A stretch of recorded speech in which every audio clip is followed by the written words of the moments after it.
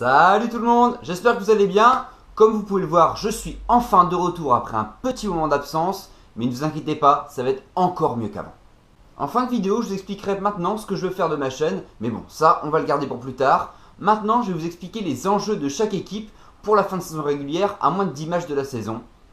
C'est tout de suite. On part sur la conférence Ouest avec San Antonio et Golden State qui on va dire que c'est une petite lutte pour la première place. Bon, il y a quand même un avantage Golden State, même s'il y a quelques jours, San Antonio était repassé devant. Mais bon, vu le calendrier, je pense quand même que Golden State va garder sa première place. Et ça va se dérouler comme ça parce que les Spurs n'ont pas non plus la mentalité pour tout donner pour aller chercher la première place. De son côté, Houston qui est troisième. Bon, je pense qu'ils vont rester troisième. Ils sont un petit peu trop loin de San Antonio pour aller gratter la deuxième place.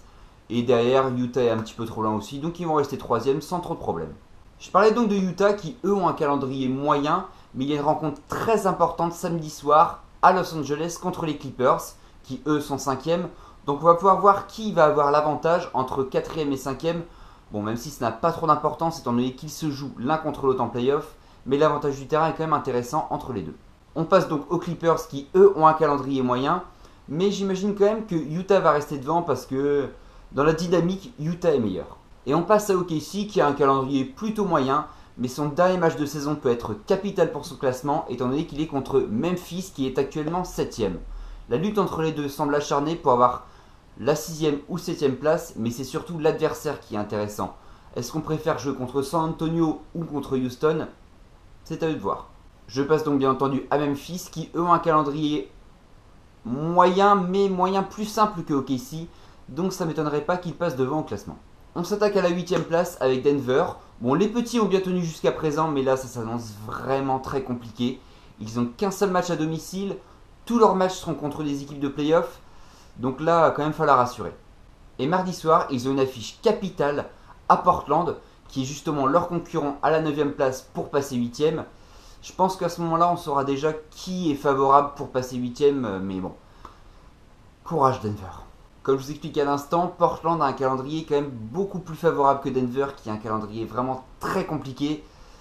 Je dirais que Portland a mes faveurs pour passer 8ème.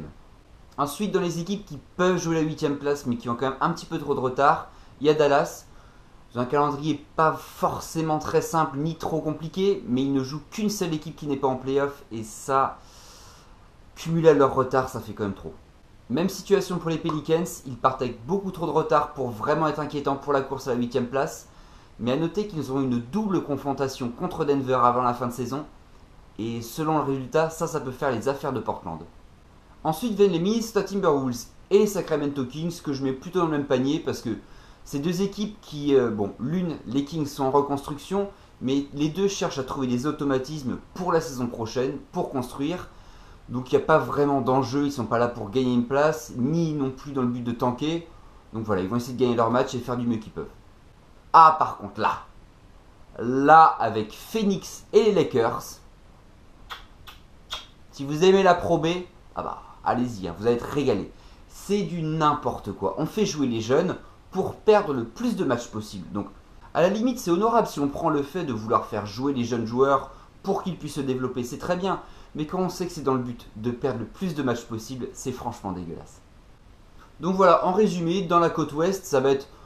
Bon, je pense que les 3 premiers ne vont pas bouger de place, ça va être comme ça. Mais par contre, entre la 4 et la 7ème, il peut y avoir du mouvement entre les Utah Jazz, les Clippers, OKC et bien sûr Memphis. Et la lutte la plus intéressante sera sûrement pour la 8ème place, à savoir si Denver va réussir à se maintenir, ou Portland, ou même peut-être Dallas ou les Pelicans vont réussir à leur chipper leur dernière place. Du côté de la conférence Est, c'est un petit peu différent. On commence par Cleveland qui voit sa première place menacée par Boston. Leurs 3 prochains matchs seront déterminants étant donné qu'ils jouent les Charlotte Hornets, les Washington Wizards et les San Antonio Spurs. Avec ces 3 matchs-là, on aura déjà une idée de savoir s'ils vont vraiment conforter leur première place ou s'ils se mettent vraiment encore plus en danger et devront assurer leur dernier match, bon même si leur fin de calendrier est plutôt simple, pour rester premier de la conférence Est.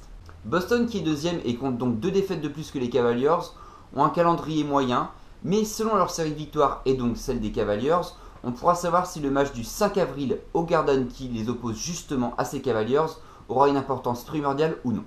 On passe ensuite à Washington qui est actuellement 3ème mais qui aura un calendrier extrêmement compliqué. Donc j'ai un petit peu peur pour eux, même s'ils vont devoir absolument assurer les matchs simples. J'ai un petit peu peur pour eux parce que Toronto derrière, ça va arriver fort. En parlant de Toronto, justement, ils ont un calendrier vraiment très simple. Enfin, très simple, c'est jamais très simple, mais quand même beaucoup plus favorable que celui de Washington. Et ils ont notamment 4 matchs de suite à domicile, et ça c'est très bon pour engranger de la confiance. On passe ensuite à Atlanta, qui est 5ème. Bon, leur calendrier n'est pas très compliqué, donc je pense qu'ils devraient se maintenir 5ème. Ils ont un petit peu trop de retard pour essayer de chipper la 4ème place. Respectivement à la 6ème et 7ème place, on trouve Milwaukee et Indiana, qui ont des calendriers plutôt similaires, avec 4 matchs sur 7 à domicile, et des équipes à peu près équivalentes. Donc je pense que ces équipes-là vont se maintenir à leur place, 6 et 7 respectivement. On passe ensuite à la lutte pour la 8ème place qui là aussi fait rage. On commence par Miami avec un calendrier plutôt moyen. Même si la rencontre de mardi soir peut être capitale contre les Pistons, étant donné qu'ils sont dans la lutte eux aussi pour la 8ème place. Chicago 9ème a un léger retard sur Miami, mais ils ont un calendrier plutôt moyen avec leurs 3 derniers matchs qui sont quand même assez simples. Donc attention à Chicago, ils pourraient faire peur à Miami. Pour Détroit qui est plutôt dans la même situation que Chicago avec un petit retard sur Miami, je pense que ça va être très simple. Mardi soir, selon ce qu'ils ont fait avant, s'ils arrivent à gagner contre Miami, ils seront forcément dans la course au playoff. S'ils ont perdu leur dernier match et perdent contre Miami, bon, je pense qu'on peut déjà les sortir de la lutte au playoff.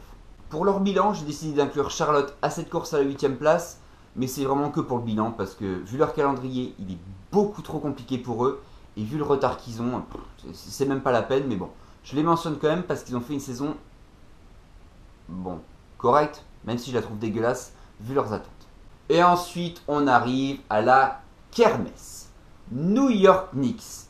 Une équipe que j'affectionne pourtant, mais à son management tellement dégueulasse qu'on préférait regarder de la Nationale 3 en différé et en streaming mauvaise qualité que de regarder un match des Knicks. Donc je pense que je vais passer leur cas. Ensuite, il y a Philadelphie et Orlando. Bon, Philadelphie, je les trouve quand même beaucoup plus vaillants étant donné qu'ils ne jouent plus rien du tout et c'est même depuis un petit moment, donc la blessure de Joel Embiid, qu'ils ne jouent plus rien. Mais ils sont vaillants et ils essaient de gagner leur match, continuer à engranger de l'expérience et je trouve ça vraiment honorable.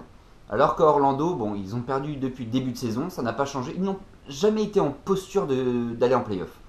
Donc bon, ils vont finir leur saison et voilà, j'espère pour eux que ça va bouger cet été parce que c'est vraiment un calvaire.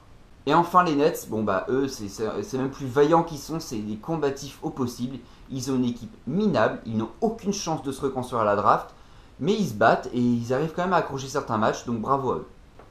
Voilà, donc pour résumer la situation, on peut voir que les Cavaliers et Boston vont être dans une lutte acharnée pour la première place, même si, bon, grâce à leur expérience et tout ça, notamment LeBron James, j'imagine qu'ils vont rester premiers les Cavaliers, mais attention, on ne sait jamais. Pour la lutte entre la 3ème et 4ème place, vu le calendrier de Toronto, je ne serais pas étonné qu'ils passent 3ème et laissent Washington 4ème. Ensuite, les places 5, 6, 7 ne devraient pas bouger, bon... On sait jamais, mais leur calendrier est plutôt identique, c'est des équipes de même niveau, donc je pense que ça n'a pas bougé énormément entre ces 3 équipes-là. Pour la 8ème place, Miami à mon sens semble favori, mais on sait jamais avec Chicago, bon il y a quand même Jimmy Butler. Détroit, j'ai trouvé un petit peu trop large, donc je dirais Miami, mais leur jeunesse me fait un petit peu peur. Et le petit prono, je dirais même que pour moi les Knicks vont finir avant-dernier. Voilà, j'espère que ça vous a plu. Donc comme vous avez pu constater, il y aura différents enjeux selon chaque équipe. Mais je pense que la fin de saison va être passionnante et bien sûr les playoffs vont être stratosphériques comme chaque année. En début de vidéo, je vous parlais que j'allais peut-être changer un petit peu ma chaîne, donc je vous en dis plus tout de suite. Je vais continuer à vous faire une vidéo par semaine en français, donc ça sera sûrement des récapitulatifs globaux de la semaine, mais bon après ça peut changer. Mais je vais aussi me mettre à faire des vidéos en anglais. Cause I do speak English, you see. Mais je pense que ce sera plus de manière soit biographique, soit raconter des histoires, donc vous pourrez suivre ça. Je vous avoue que je ne sais pas encore si je vais mettre des sous-titres ou non. Mais pour les plus anglais d'entre vous, vous pourrez suivre dans tous les cas, il n'y a pas de problème. Et voilà, comme d'habitude, je vous quitte. N'oubliez pas, les pouces en l'air, les likes, les t-shirts de Cliff, les petites culottes qui volent, allons-y, on fait péter le son et on nous aime. Salut tout le monde!